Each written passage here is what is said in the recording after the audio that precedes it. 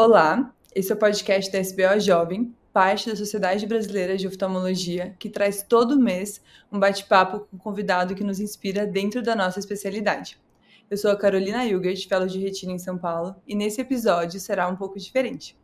Tenho o prazer de convidar a doutora Carolina Suzana, oftalmologista, especialista em plástico ocular e glaucoma pela USP, e uma grande amiga, para conversarmos com a nossa convidada, a doutora Ivana Pereira, sobre plástico ocular. É uma alegria enorme para mim e para Clara Castro tê-las aqui no podcast conosco. Eu sou a doutora Carolina Suzana, queria agradecer muito esse convite da minha querida amiga Carolina Hilgert. Queria agradecer também toda a comissão da SBO Jovem pelo convite de estar aqui hoje, especialmente porque a gente vai conversar com uma conversa super gostosa com uma ídola minha da plástica ocular, que é a doutora Ivana Pereira.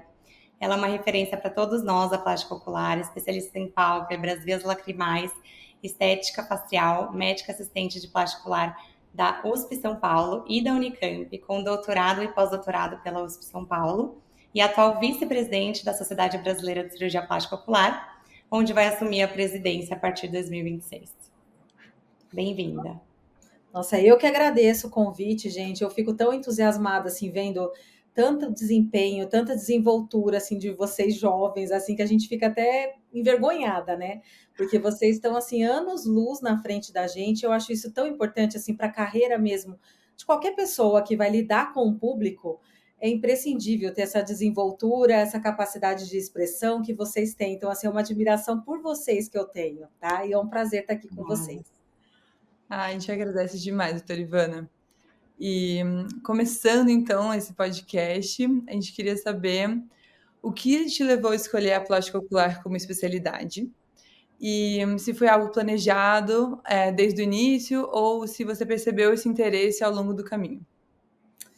Foi ao longo do caminho, gente. Eu sou filha de médico, meu pai é médico, mas meu pai é pediatra, né? E a minha mãe, professora, né? Sempre trabalhou lá em casa. Eu tenho 3 irmãs e no fim de nós 4, 2 fizeram medicina, 2 não fizeram, né? Então a gente ficou meio dividida. Mas assim, eu comecei a gostar da oftalmo, assim, já na parte anatômica. Primeiro que eu gostei sempre muito assim de anatomia, e depois quando a gente começou a passar pela fisiologia e tudo mais, eu achei assim extremamente interessante e queria me envolver muito com essa especialidade. Isso já no primeiro, segundo ano de faculdade. E assim, na época que eu vou fazer 25 anos de formada o ano que vem, então assim, era totalmente diferente, né? A gente não tinha acesso a tudo igual vocês têm hoje, então a gente tinha que ir em busca do caminho que a gente achava que ia seguir. E aí eu comecei a frequentar alguns cursos que tinham lá em Botucatu, porque eu fiz faculdade em Botucatu, na Unesp, e aí eu fui num curso de oftalmo, eu comecei a ver, e eu acho que assim, uma coisa que a gente tem muito até, e eu acho muito importante para quem quer fazer plástica ocular, é ser muito observadora. E aí eu comecei a observar, né, quem estava por ali, quem era o professor da oftalmo mais assediado. E aí eu vi a doutora Silvana Schettini, que vocês conhecem também, que é uma querida lá de Botucatu, e eu falei assim, gente, eu vou atrás dessa moça. Aí eu fui atrás dela, fui tentar entrar em trabalhos, igual todo chefe faz, né? Dá um trabalhinho para você, sei lá, procurar uma referência bibliográfica, ver se você faz o negócio e começa realmente a evoluir dentro ali do que ela te propõe a fazer as coisas, né? E aí eu comecei a me envolver um pouquinho mais com a especialidade e tive certeza que eu queria fazer oftalmo. Lógico que já tinha alguma coisa relacionada com a plástica, porque a Silvana é da plástica, né? Então poderia acontecer. E aconteceu uma coisa muito engraçada, assim, e por isso que eu também tenho uma relação assim de mãe e filha com ela, porque quando eu prestei a prova de residência, eu passei em Botucatu, passei em Rio Preto, passei na Unicamp e passei na USP de São Paulo. Aí ela falou para mim, vai embora. Aí eu assim, como assim? Ela falou, não, vai para São Paulo, você tem que ir para São Paulo. É um centro muito maior, é o lugar hoje assim que se eu tivesse uma filha, eu queria que fizesse a residência em São Paulo. E aí eu fui embora para São Paulo. E lá também encontrei outra querida, também da plástica ocular, né? Então, assim, tudo foi caminhando para a plástica ocular, não teve como. Que aí foi a doutora Suzana, que também era muito amiga da doutora Silvana, que elas são muito amigas hoje. E aí também, da mesma forma, eu fui conquistando espaço, fui tentando fazer algum trabalho, fazer alguma outra coisa. E eu acho que isso é uma coisa que é importante, assim, para todo mundo, não perder oportunidade. Então, se alguém tiver, sei lá, você faz um relato de caso para mim disso, gente, não perca a oportunidade, porque isso vai acabar te levando a ter outros caminhos aí para frente e também um outro conhecimento, né, para ver se é realmente aquela sub-área que você vai querer, se não é. Então, acho que é muito por aí. E aí eu acabei me apaixonando, né, pela plástica ocular e eu tenho essas duas grandes referências assim no meu caminho, que é a doutora Silvana e a doutora Suzana, né? Então, foi meio que por gostar de tudo isso e aprendendo e entrando mais na especialidade, né? Foi por aí. E dentro da especialidade, você foi se apaixonando mais pela parte estética ou mais pela parte funcional? É que assim, isso eu acho que é uma coisa muito bacana da nossa especialidade, Carol. É a plástica ocular, você tem que se preocupar com a estética de qualquer forma. Lógico que o funcional vai estar em primeiro lugar. Uhum. Mas o estético também é importante, porque o paciente é assim, gente, quando ele chega para a gente, tudo é problema, tudo, eu estou querendo fazer uma pálpebra porque está pesando, porque está me atrapalhando, porque não estou enxergando, sei lá, está atrapalhando o campo de visão. Aí depois que você faz, que seja uma blefaroplastia, ele vai reclamar se ele ficou com um pouquinho de pele ou se ficou com a cicatriz um pouquinho alargada. Aí ele esquece tudo que ele tinha falado que era funcional, e aí ele Uhum. exige o lado estético da coisa. Então, eu Uhum. acho que realmente, assim, a gente não pode nunca largar o lado estético do funcional, embora o funcional tá primeiro, Em né? primeiro lugar, com certeza. Uhum, E uhum. quais foram os principais desafios que você enfrentou no começo da carreira, especialmente ao conciliar o ensino, pesquisa e prática clínica? Eu acho que o primeiro desafio para mim foi assim, eu não sabia para onde eu ia, na verdade. A ideia era voltar para Ribeirão Preto, que minha família é de lá. Mas Uhum. assim, meu pai é pediatra, não é oftalmo, então não é aquela coisa assim que você fala, não, eu já sei onde eu vou trabalhar depois, que é diferente, né? Vocês que são filhas aí de oftalmo, não é que é uma obrigação, mas assim, você sabe que se tudo der certo e você gostar da especialidade, vai dar tudo certo de você trabalhar com os pais. E eu não, então eu não sabia se eu ia voltar para Ribeirão, e no começo eu fiquei na estrada, bem na estrada mesmo. Então eu ficava 2 dias da semana em São Paulo, 2 em Americana, porque uma amiga minha tinha largado o emprego aqui, e aí ela falou assim: olha, eu vou deixar meu emprego, você quer meu emprego? Eu falei assim, claro que eu quero, né? Já é tudo já voltado para plástica, para mim vai ser ótimo. E Ribeirão, então na época eu passei no concurso lá do Hospital Estadual de Ribeirão, então eu ficava 2 dias num lugar, dois no outro, dois no outro. Então eu ficava desse jeito. E aí, e assim, e uma coisa que também era muito marcante, hoje, graças a Deus, acho que a gente está um pouco mais livre disso, é que, principalmente no interior de São Paulo, a gente não tinha conversa, você tinha que ter um convênio médico. A Unimed era muito forte, ainda é hoje, mas assim, era muito mais do que hoje. Hoje a gente sabe que se a gente fizer tudo direitinho, dá para a gente ir atrás de algum convênio por reembolso ou ficar só no particular. Hoje dá para começar assim, tá? Uhum. Junto com o seu consultório assim, e aí você vai tentando tapar o buraco, às vezes, com algum outro serviço, né? Que você pode trabalhar para alguém no começo, mas é legal você já montar o seu para tentar já evoluir, né, nesse caminho de tentar ter o teu consultório e buscar os seus pacientes, principalmente na nossa área, a grande maioria particular. E aí eu comecei nessa luta, né, eu não sabia, aí eu tentei a Unimed Americana, não conseguia, tentava a Unimed de Ribeirão, aí também, porque alguns lugares são provas, outros são indicação, outros são basta ser filho de médico, então em Ribeirão eu consegui entrar direto. Só que ao mesmo tempo, foi bem numa época que ficou uns 2 anos assim, sem eles pegarem médicos, por algum motivo que teve lá. E aí eu fiquei nesse gap aí. E foi ótimo para mim, porque no final das contas saía a Unimed de Americana, e aqui eu sou a única que faz plástica ocular na cidade. Então, aí eu Nossa, comecei com esse convênio aqui, e aí depois isso acabou fazendo meu nome na cidade, fazendo o meu caminho, e aí realmente eu comecei a crescer.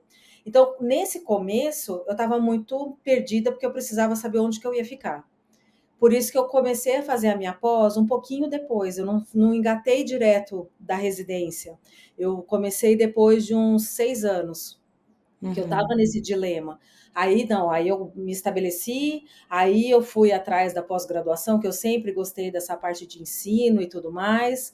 Fui atrás, conversando sempre assim, eu sempre fiquei como colaboradora desde o final do R3, eu continuei como colaboradora, mas eu não quis começar a pós porque eu queria primeiro resolver minha vida. E aí depois eu fui, né, para pós. E aí eu acho que no fim o ensino acabou sendo sempre o que estava predestinado, assim, né? Porque sempre gostei muito de ensinar, sempre gostei de ver muitos alunos crescendo. Eu acho muito que ensinar é meio que você aprender duas vezes, né? Acho que isso é muito bacana. Então, aí foi indo, foi nesse caminho, assim, que eu acho que foi difícil no começo, mas se você tem essa meta, você tem que sempre tentar buscar isso. Então, e também não adianta você tentar fazer tudo ao mesmo tempo se as coisas estão sendo tudo mal feitas. Então, eu tentei me estabelecer primeiro, depois eu fui atrás da pós-graduação, que aí já ia ficar um pouco mais fácil, né? Nossa, doutora, muito interessante, Uhum. principalmente pensando que esse é o caminho de muitas pessoas, né? Você tem que Sem estar dúvida. pronto para aproveitar as oportunidades e Uhum. ir seguindo e se reorganizando e as coisas dão certo, né? Como claramente está Exatamente. dando muito E a certo. gente, às vezes, fica com um pouco de preconceito, assim. Eu acho que tudo a gente tem que. Lógico que se a gente sabe que é um lugar horroroso, você não vai nem testar. Mas eu acho que tudo a gente tem que ir atrás. Se te ofereceram, tenta ver o lado bom daquilo, o que você pode aprender com aquilo e pode crescer com aquela situação. Não gostou, a gente sai. Mas é melhor você tentar e ver se vale a pena ou não, do que simplesmente já sair falando não para tudo, fechando todas as portas. Eu acho que a gente tem que ter isso em mente, assim, que a gente, às vezes uma coisa, que nem quando a minha amiga me ofereceu Americana, eu falei, vamos, assim, por que que eu resolvi ficar aqui? Porque eu falei, no meio do caminho, eu vou ficar um tempo em São Paulo, a minha ideia não era ficar mesmo em São Paulo, eu pretendia voltar para o interior, mas eu falei, é meio do caminho, então eu vou tentar, e hoje a minha vida é toda aqui. Então, assim, era para ser aqui. E se eu não tivesse nem tentado, não ia acontecer nada disso, né? Sim, você tá preparada para receber essas oportunidades, né? Exatamente. Isso, e uma pergunta que a gente queria muito te fazer, pensando nos jovens oftalmologistas, a gente sabe, né, que o exame de plástico ocular pode intimidar e muitos jovens oftalmologistas são inseguros na avaliação clínica de um paciente com queixas relacionadas a plástico ocular. Uhum. Então, eu queria saber se você poderia comentar um pouco qual é a sua rotina de avaliação de pálpebras e vias lacrimais no seu consultório. Uhum. Bom, primeiro que eu acho aquilo que eu já comentei, né? Acho que a função é sempre a primordial, né? A função ocular.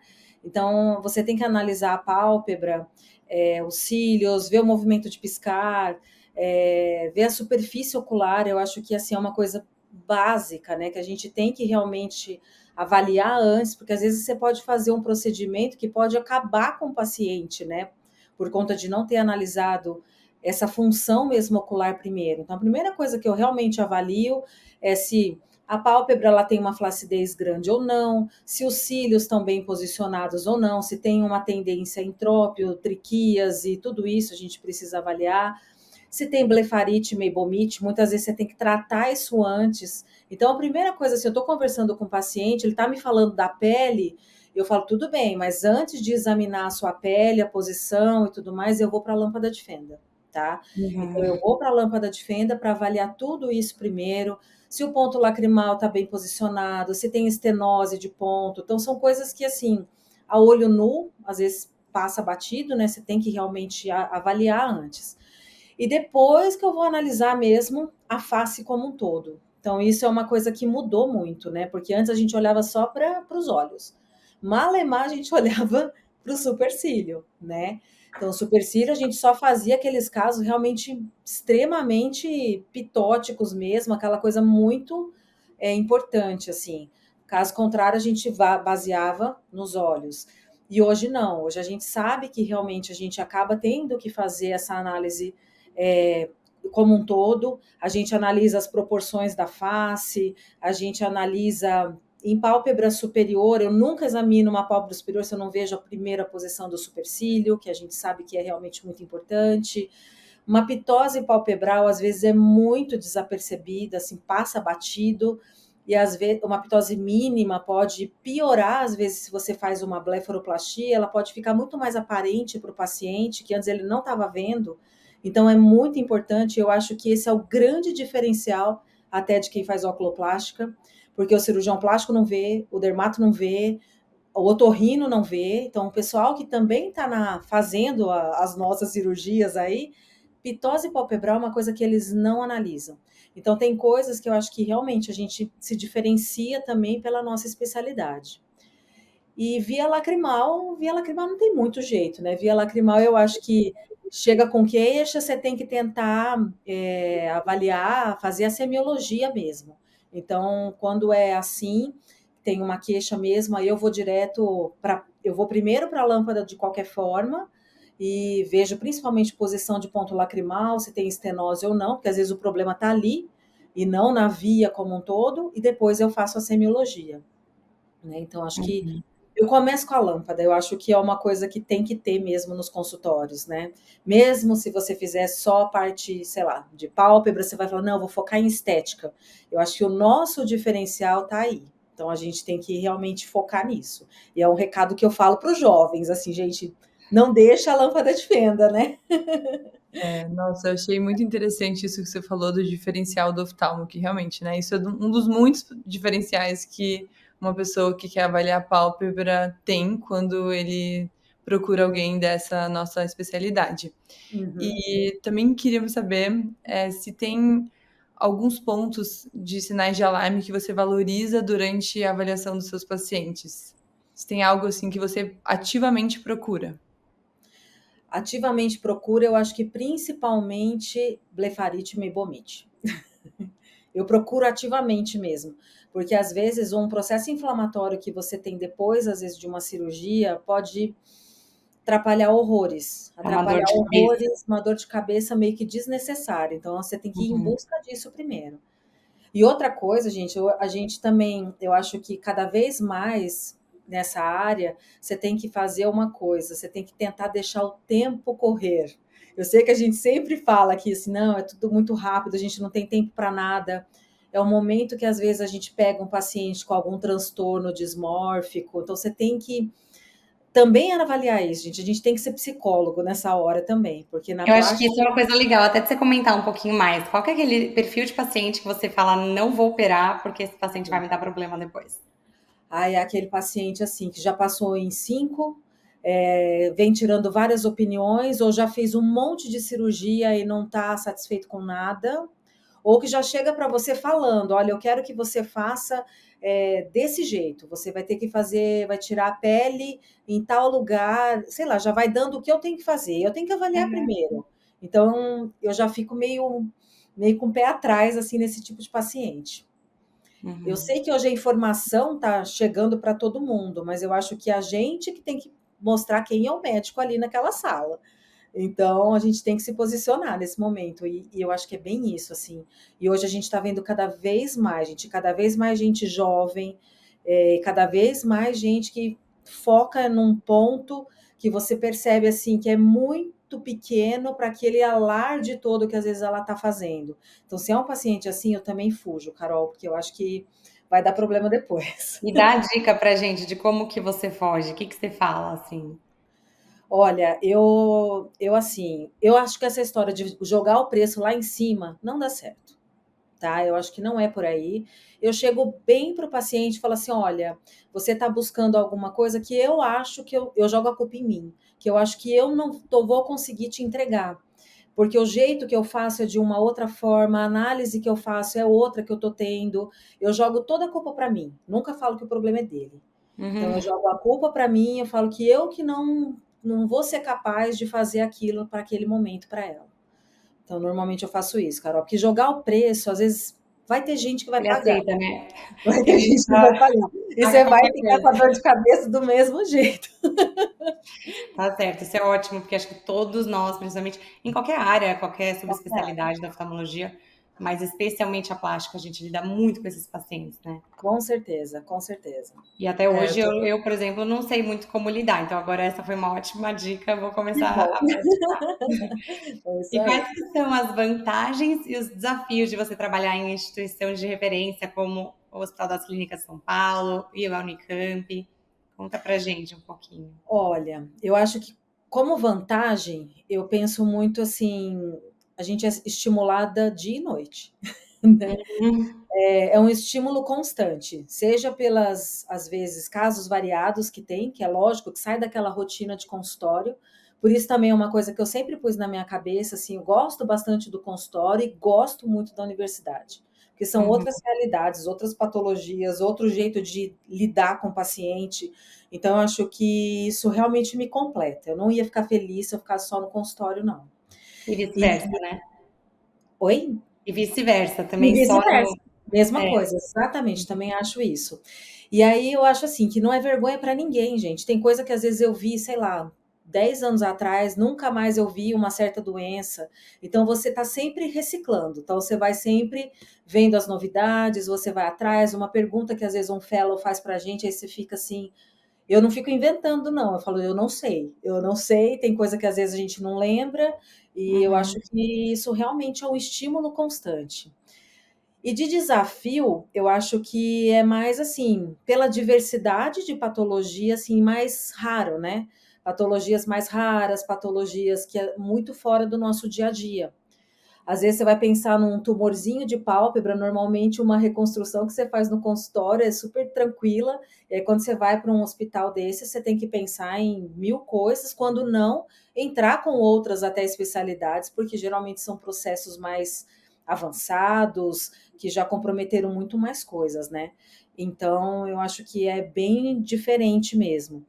E é nesse sentido, assim, eu acho que é totalmente complementar, as duas coisas são muito complementares. Eu gosto bastante por causa disso. Legal. É muito, muito legal, principalmente o impacto, né, que vocês têm a oportunidade de gerar, não só nos pacientes, mas nos profissionais que vão seguir exemplos, que vão, não só exemplos de prática clínica, mas isso que você está falando, das nuances da conversa com o paciente, de como Sim. você trata, como você conduz, acho que é um legado muito bonito para pessoas que, como você, se dedicam à docência, doutora. Uhum, uhum. E Bacana. ela falou E aqui que se ela não sabe, ela fala que não sabe, mas eu nunca presenciei ela não saber alguma coisa. Talvez até tenha, mas eu não Não, presenciei. às vezes tem, às vezes a gente esquece, Carol. Às vezes você fala, putz, como é que é mesmo? Tipo, sei lá, você vai ver um marcador tumoral de alguma coisa. Eu falei, meu Deus, não lembro. Então, assim, É, aí dá uma pesquisada vai dar rápida e uma lembra. pesquisadinha, exatamente. Ainda bem que hoje tudo tem, a gente tem acesso mais fácil, né? Então é uma Sim. coisa que é bacana. E olhando para frente, doutora, como você vê o futuro da plástica ocular e quais são as principais inovações que já têm transformado a especialidade? Olha, a plástica, hoje eu acho que ela é a queridinha dos olhos, até dentro da oftalmo. A gente vê isso até nos concursos de fellow, gente do céu, cada vez mais gente querendo fazer plástica, e porque realmente assim, é uma especialidade que eu acho que hoje ela está muito ampla. Então, hoje, assim, eu penso primeiro o lado funcional vai ser cada vez mais presente, porque a população está envelhecendo. Então, a gente vai ter cada vez mais esses problemas todos, envelhecimento da população, as patologias que se encontra com o envelhecimento. Cada vez mais os pacientes estão vindo com mais doenças, que às vezes você fala, ah, meu Deus, tem que ver a medicação que ele está tomando, tudo isso, né, vai influenciar. E na parte estética, eu acho que também mudou completamente, porque antes a gente pegava os pacientes que nunca tinham feito nada no rosto. Hoje, todo mundo já fez um botox, um bioestimulador, alguma coisa. Então, a gente também tem que estar preparado, porque eu acho que isso muda também. Porque é uma face que vai ter mais fibrose, é uma face que às vezes pode inflamar um pouco mais. Se tiver um preenchedor, você precisa saber antes. Então, a gente precisa primeiro investigar muito mais isso, né? Que antes a gente nem se preocupava se a pessoa já tinha feito alguma coisa antes, porque o máximo que ela podia ter feito era uma toxina, né? E hoje não. E a gente sabe que alguns tratamentos podem sim ser mal conduzidos, principalmente assim, complicações a gente vai ter muito mais e vai receber muito mais, porque está uma gama imensa de profissionais médicos e não médicos fazendo tudo isso. E esses procedimentos eu recebo muita complicação assim de biomédico, de dentista, que aí acaba mandando para a gente.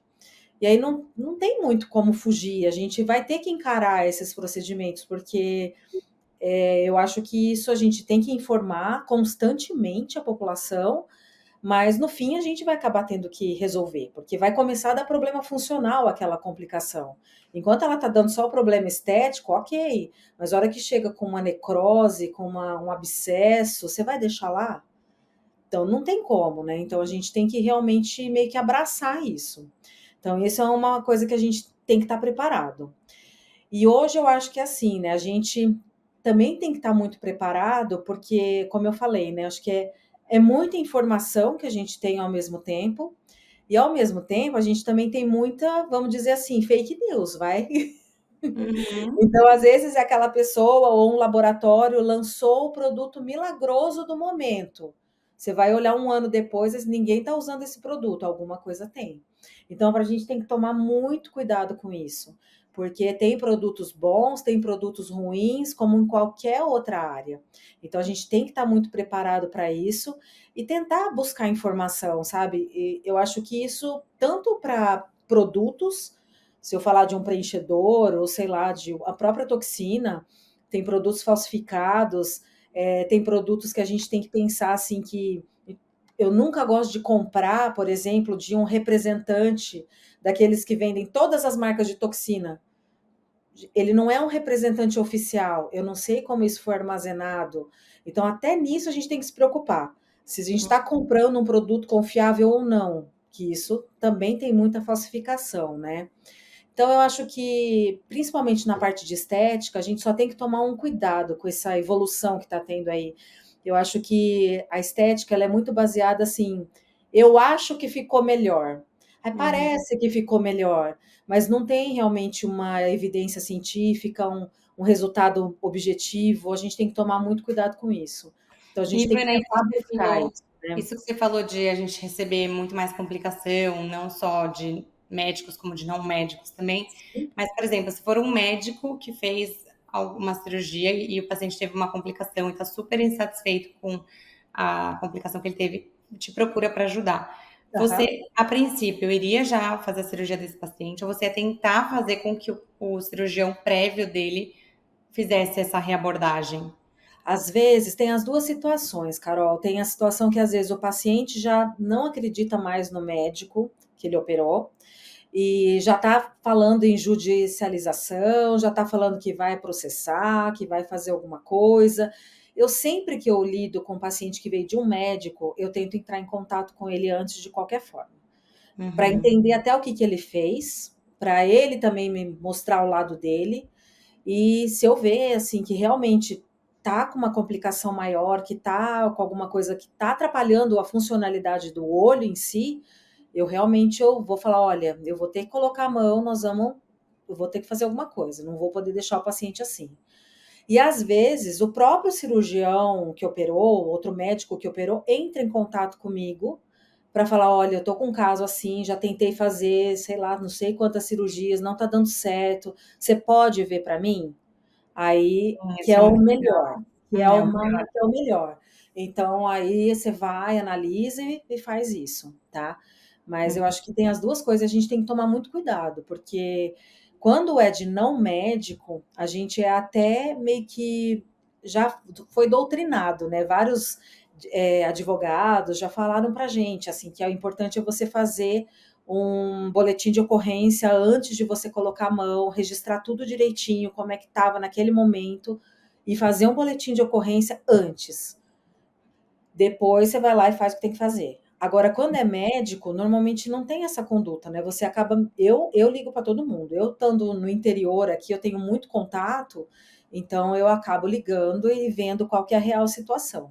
Já Uhum. aconteceu das duas coisas. O mais comum é o próprio médico ir ligar para a gente. Isso, pelo menos, é.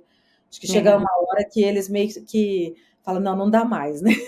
E é legal, a gente tem que saber até onde vai nossa capacidade, Com né? certeza. Às vezes tem um caso que eu estou analisando. Eu tive uma vez um ectrópio de ponto mesmo, medial, assim, aí ficou com um pouquinho de ectrópio no ponto lacrimal inferior. E eu fazia 10.000 vezes lá, tentava fazer alguma forniciplastia, alguma coisa para jogar esse ponto para baixo, não ia. Eu falei, gente, acho que eu não consigo mais ter outro jeito de fazer. O meu jeito não tá dando. E às vezes Hum. vai uma outra pessoa ali, em 2 segundos resolve o teu problema, Ah, porque às isso vezes você é, vê de outra forma. Então, sim, isso muito é bem legal isso, legal, é assim. importante a gente ter em mente. E na É. sua visão, quais são as vantagens e os desafios mais marcantes da especialidade de plástica ocular? Eu acho, assim, vantagens. Eu acho que a grande vantagem é que a plástica é assim, a gente nunca faz a mesma cirurgia, nunca. Hum. Todo mundo tem uma particularidade, mesmo que você vai fazer uma bléfara superior básica, nunca vai ser do mesmo jeito. Se às vezes você vai fazer uma sutura de um jeito, um você vai puxar um pouquinho mais, o outro um pouquinho menos. Então, eu acho que isso é muito legal dentro da nossa especialidade. Que você tem Uhum. muita técnica cirúrgica, muito jeito de tratar. Às vezes tá tudo certo. Então, o jeito que a Carol faz tal de um jeito e tá tudo bem. E Hum. então isso eu acho que é bem legal.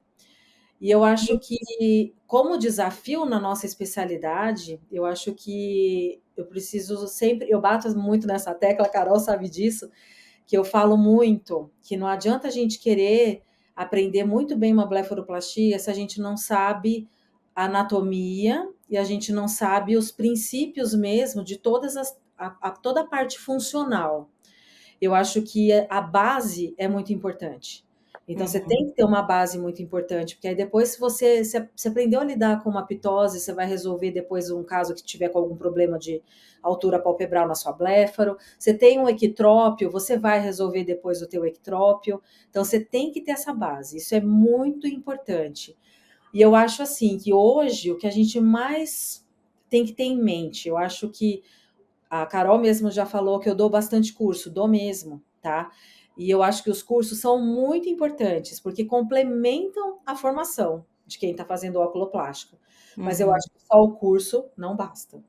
Então, assim, primeiro que tem que ser médico, segundo que eu acho que tem que ser oftalmo muitas vezes, tá? Uhum. Porque se eu estou dando um curso para um oftalmo, já é diferente o jeito que ele vai abordar do que um não oftalmo. Uhum. Então, e eles acham que é tudo muito simples, todo mundo acha que é só tirar uma pelinha que consegue É. fazer uma blefaroplastia em um final de semana. E a gente sabe que não é assim. Então, eu acho que isso é muito importante ter essa base, para não acontecer o que aconteceu recentemente aí, não sei se vocês chegaram a ver, uma paciente que estava com melanoma na região malar e fizeram um microagulhamento, espalhou melanoma para o rosto inteiro da Meu paciente. Deus, que absurdo. Então, assim, não sabe a base, entendeu? Não sabe que ali é um tumor que não pode fazer isso. Então, Uhum. esse tipo de coisa que eu tenho medo, assim, essas coisas hoje eu acho que imprescindível ter os cursos, imprescindível, porque dentro do fellow você vai acabar vendo muito mais funcional. É lógico que você vai acabar sempre jogando um pouquinho de estético ali no meio, né, Carol? Mas eu acho que a gente acaba vendo muito mais funcional, principalmente quando você está num centro grande, né? Uhum.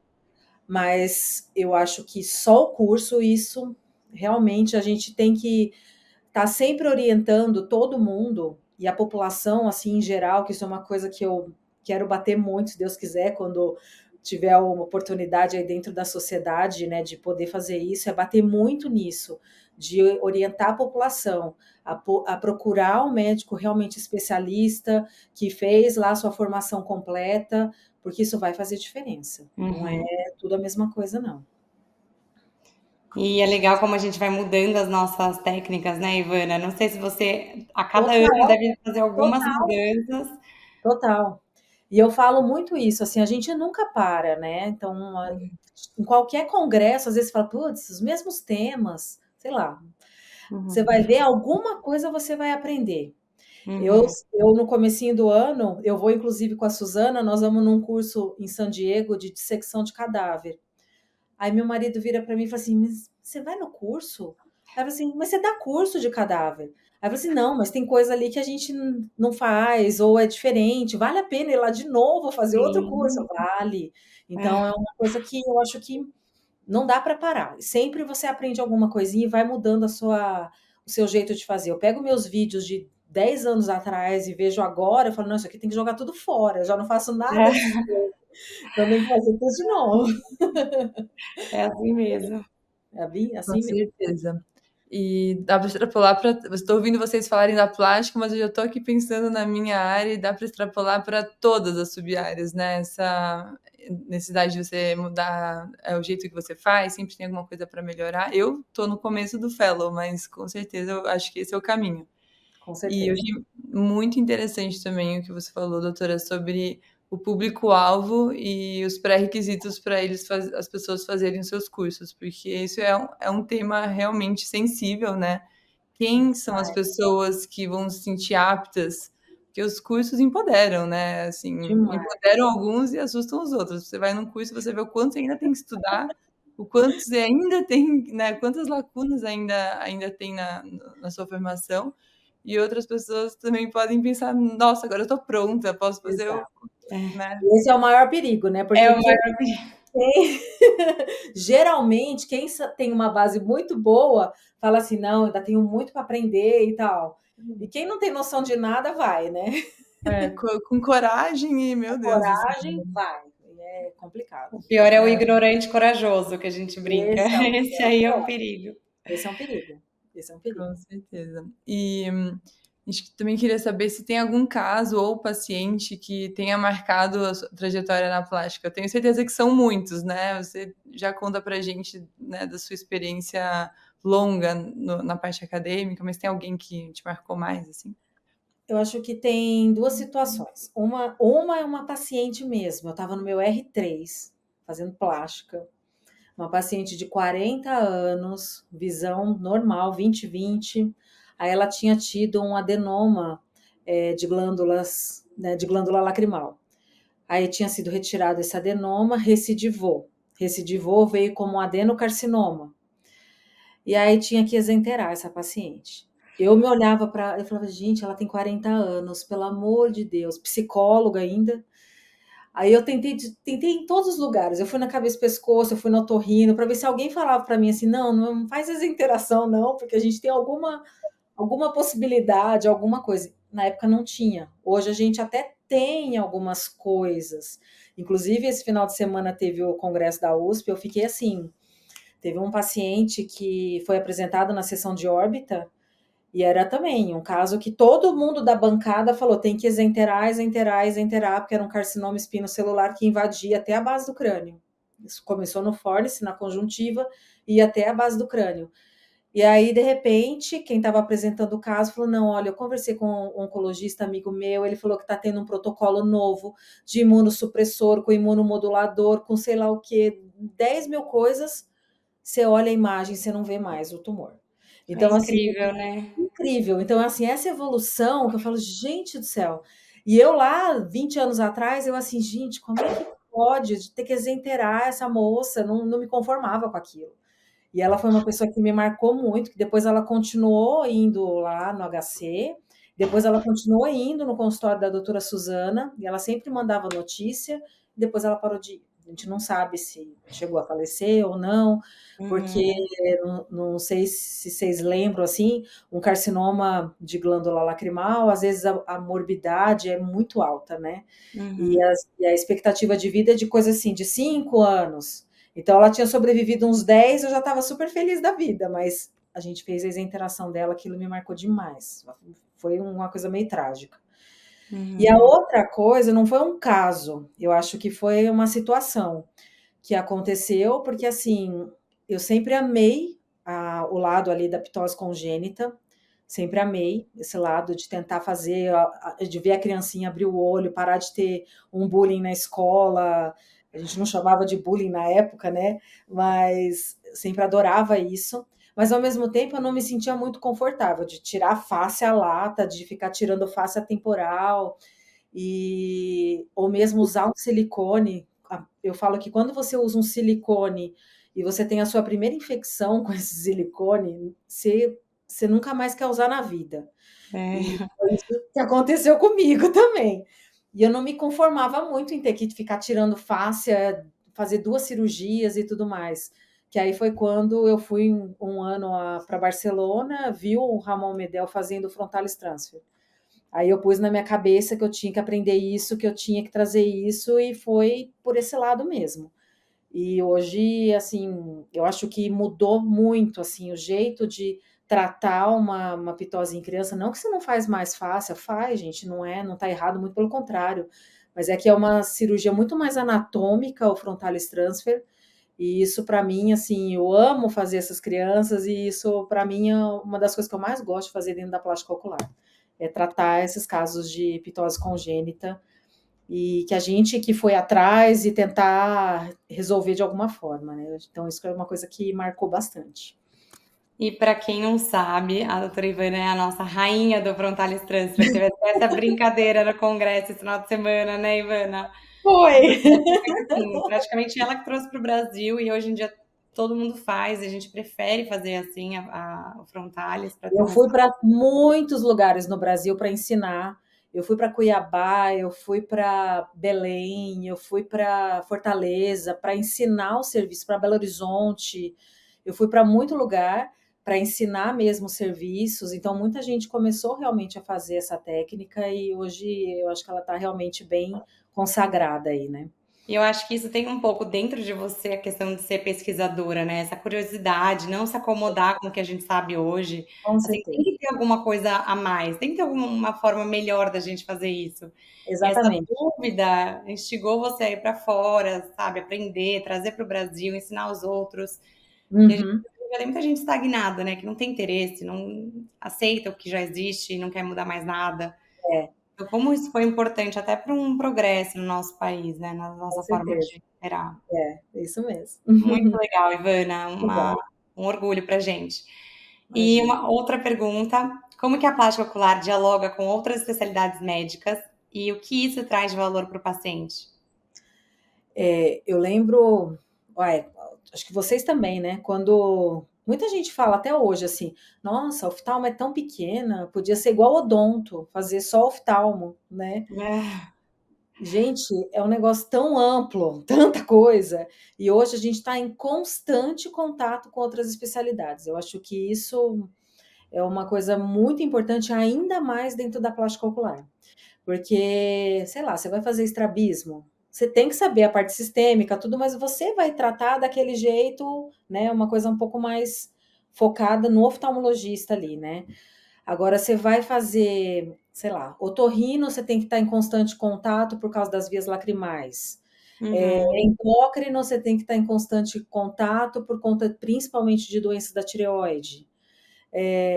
Quando tem tumor de órbita ou mesmo palpebral, às vezes é um tumor maior, você tem que estar em contato com, às vezes, neurocirurgião, cabeça-pescoço. Cabeça-pescoço a gente fala muito. O Muito, pessoal né? acha que não, mas fala muito. Patologista, quantas vezes eu não ligo para o patologista para falar, olha, eu mandei isso aqui, eu tô achando que é isso, que coloração que é melhor, que jeito que é melhor de conservar. Às vezes a gente tem que ter esse contato também. Então, eu acho que a plástica ocular realmente é uma área que exige até muito isso de você. Você tem que ter esse relacionamento com as outras especialidades.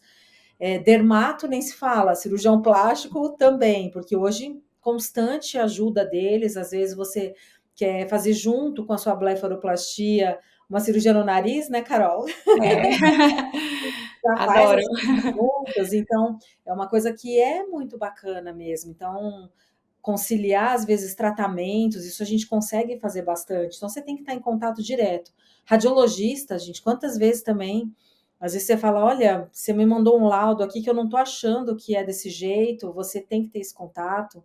Então, eu acho que a plástica ocular realmente abrange muito isso, né? E para o paciente ele só ganha, né? Porque esse contato que você tem com as outras especialidades, você vai proporcionar um tratamento muito mais completo e individualizado. né? Então, ele Uhum.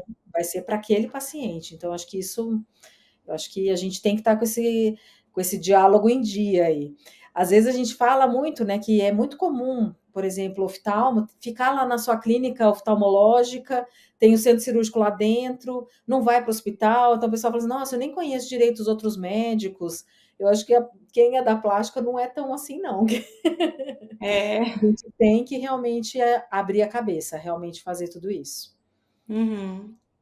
E, doutora, que conselho você daria para os residentes que estão olhando para a plástica ocular? Eu acho que é bem também o que a gente já comentou um pouquinho aqui. Primeiro, que a gente tem que pensar que nem tudo é só estética. Acho que esse é o primeiro passo. Então, você tem que ir atrás dessa base importante aí de fazer todos esses tratamentos de uma forma correta e tentar abrir sempre a sua cabeça. E a plástica, gente, eu sou muito suspeita para falar, mas ela realmente é apaixonante por conta disso, assim, dessa inúmeras formas de você tratar o mesmo paciente. Então, às vezes eu dou uma conduta, a Carol vai dar outra, a Suzana vai dar outra, e eu acho que isso é muito bacana dentro da plástica. E eu acho que é uma coisa também que a gente não pode ter pressa, até para a formação. Então, muitas vezes, o pessoal, às vezes, no começo estava reclamando, assim, que a gente estava exigindo 1 ano de fellow, que tinha que fazer o fellow. Aí depois começou a ter 2 anos de fellow e tem que fazer os 2 anos, não adianta.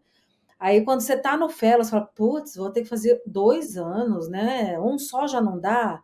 Aí quando você está no fellow, você vê que não dá. Porque E quando realmente você se forma, aí você vê que não dava não mesmo. dava mesmo, exatamente. E você vai acabar tendo que fazer uma cirurgia que você nunca fez na vida.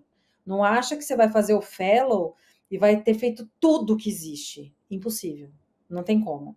Mas você tem que ter essa base boa, porque é diferente, né? Quando você tem a base, você vê um vídeo, você vê uma aula, você conversa com as pessoas e vê os passos que tem que fazer, você já sabe como que você tem que fazer. Então, isso que precisa ter essa base muito boa. Então, a plástica é isso, né? Acho que a gente tem que estar com a cabeça sempre aberta e não pensar só na estética, gente. Acho que isso é o principal. Não achar Uhum. que é só fazer bléfaro e aquela bléfaro que todo mundo faz. A gente até brinca muito, né? Que hoje a blefaroplastia que a gente faz e a sociedade até bate muito nessa tecla, e eu acho que tem que bater mesmo, que a gente chama da bléfaro que a gente faz de bléfaro estruturada, blefaroplastia estruturada. E a gente tem que bater nessa tecla mesmo, porque eu acho que a gente nunca faz só a retirada de pele e a bolsinha. Você vai transpor, você vai mexer numa pitose, você vai fazer um canto, então você vai dar o suporte que precisa. Então não é só ir lá e tirar a pelezinha. Eu fiz recentemente uma paciente que faz glaucoma. Ela é médica, também oftalmo e especialista em glaucoma. Aí ela vira para mim e fala assim: Nossa, você fez tanta coisa. Aí eu fiz laser, fiz um monte de coisa no rosto, né? Ela amou, mas ela falou assim: Mas gente, eu não imaginava que o tratamento tinha que ser tão amplo assim. Então, isso é uma coisa que as pessoas também não têm muito essa ideia. E gente da nossa área, entendeu? É, Gente que tá aqui. Você imagina o pessoal de fora, assim, a leigo, né? população mesmo. Não tem ideia das coisas que a gente faz. Então, eu acho que o principal é isso, né? A gente tem que informar muito, o tempo inteiro. E é o tempo inteiro informando, porque Uhum. o povo esquece, né, também. O povo esquece mesmo. O Mas se povo um esquece. aluno tiver na dúvida de 2 subespecialidades, como que ela decidiria? O que que você dá de dica para ela escolher, se orientar mais? Eu acho que ela tem que mergulhar nas 2 especialidades, mergulhar de alguma forma, seja, vendo mais ali o ambulatório. Eu acho que é importante a gente ter uma ideia do lugar que ela vai trabalhar, isso é muito importante também. Então, por exemplo, eu vou lá para o, sei lá, sertão do Nordeste lá, e vai ter coisa para fazer na plástica ocular? Com certeza. Mas às vezes ali pode ser necessário um oftalmo um pouco mais geral. Então, às vezes, é Uhum. melhor ele fazer uma doença, tipo, fazer alguma coisa de córnea, glaucoma, que ele pode ajudar muito mais essa população. Então, acho que a gente tem que sentir também. Você tem que sentir, primeiro, o amor, que isso Uhum. vai falar mesmo, O que você gosta realmente do seu dia a dia, que eu acho que isso é o principal. Eu não vou focar lá em fazer glaucoma porque está precisando na minha cidade e só por isso eu vou fazer glaucoma. Não, você tem que fazer porque realmente você gosta. Eu acho que esse é o primeiro passo. E a plástica, eu acho que tem muito isso, né? A gente não tem que pensar só que é estética, esse é o principal, né? Eu acho que esse é o principal. Isso, e acho que no meio do caminho também buscar as referências, né, doutora Ivana, como você comentou que você encontrou pessoas maravilhosas no caminho, Com certeza. e com certeza essa conversa aqui também vai inspirar muita gente, você já é uma referência na plástica ocular nacional e internacional, isso eu não tinha a menor dúvida, a gente só tinha as melhores referências de você, de uma pessoa assertiva, uma pessoa eloquente, uma pessoa extremamente acadêmica, mas ao mesmo tempo jeitosa. Isso é algo muito raro. E então acho que a Carol acertou demais em indicar o seu nome aqui. Acho que a gente poderia também continuar conversando mais uma horinha sobre esse assunto. Acho que interessaria muita gente. Quem sabe a gente não repete aí, faz uma parte 2 de plástico ocular. Mas enquanto isso, eu queria dizer que eu estou muito honrada e em nome da Clara Castro, que é a minha colega na SBO Jovem também, está muito honrada com a sua presença aqui no nosso podcast. E foi uma conversa muito enriquecedora. Sabemos como a plástica, mais do que nunca, é uma subespecialidade que chama a atenção dos jovens.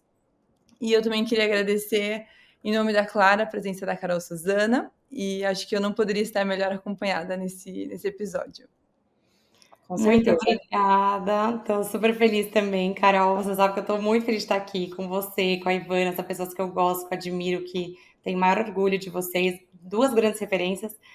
A doutora Ivana, né, tá um pouco na minha frente, um pouco muito já na minha frente, mas é onde eu quero chegar, então é onde eu me espelho. E a Carol é uma pessoa que eu tenho certeza que tem um potencial gigante e vai chegar onde ela quiser, que é uma das meninas mais diferenciadas que eu conheço na oftalmologia. Então, eu tenho muito orgulho disso também. Obrigada novamente pelo convite. Queria agradecer de novo a Ivana por ter aceitado o nosso convite de estar aqui. Foi muito especial. Eu mesma solucionei várias dúvidas que eu tinha até hoje. Então, assim, passei já pela residência, pelo fellow, estou praticando, mas hoje foi muito esclarecedor para mim. Então, obrigada, Ivana. Tá voando, né, Carol? É isso? Não, eu acho que Já é o dia. Não, com certeza, mas eu acho que essa determinação, essa meta que vocês mostram, eu vi isso também, assim, até vendo as entrevistas que você andou fazendo, eu dei uma olhadinha, viu, Carol? Ai, obrigada. Então, eu acho que isso Elogiada. é muito bacana. Então, essa determinação, essa meta, você tem que saber aonde você quer chegar. Eu acho que você tem que ter, isso é muito importante mesmo. E eu acho que é bem isso mesmo que vocês falaram, assim, da gente ter um objetivo, ter uma meta e ter uma pessoa para se espelhar. Que a gente tem que ir atrás daquilo já com um caminho meio, né, indo atrás daquilo que a gente precisa aí. E eu acho isso muito bacana em vocês, jovens, gente, que realmente vocês fazem isso assim com maestria, de verdade. Eu acho que tem os perdidos, como em todo lugar tem, tá? Mas eu acho que vocês têm umas coisas assim que facilitam um pouco, né? Aquilo que eu comentei logo no comecinho. Eu acho que essa curiosidade, essa inquietação que vocês também têm, vai ser muito mais assim, vai conseguir alcançar coisas muito maiores do que acho que a minha geração alcançou. Porque eu também tenho, eu sou inquieta, sou curiosa, mas eu acho que vocês já vêm com isso já há mais tempo e isso bem mais treinado. Eu acho que isso é bem legal. Então, eu queria agradecer aqui a vocês duas mesmo, porque são duas pessoas que realmente eu sei que estão se destacando aí dentro da oftalmologia, e eu acho que só tem tudo para crescer mesmo e ajudar cada vez mais a nossa especialidade. Muito obrigada pelas palavras, muito generosa. E eu queria aproveitar para convidar todo mundo que está nos ouvindo para darem uma olhada no nosso episódio anterior com a doutora Júlia Roseto, onde falamos sobre o mundo da oftalmopediatria, as nuances do exame pediátrico, que é outro desafio para muita gente. E também lembrar que todo mês temos novos episódios.